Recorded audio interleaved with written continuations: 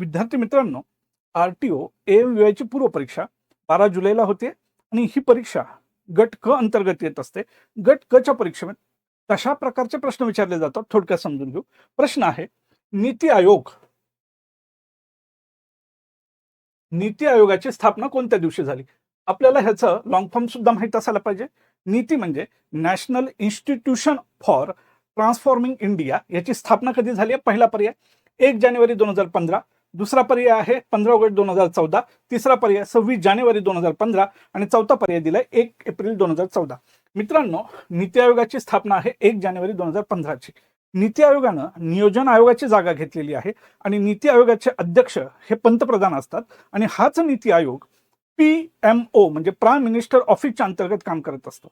अशा प्रकारचे प्रश्न सोडवायचे असतील, दर्जेदार अभ्यास करायचा असेल तर इन्फिनिटी अकॅडमीची आरटीओ AMVI ची पूर्व परीक्षेची बॅच नक्की जॉईन करा.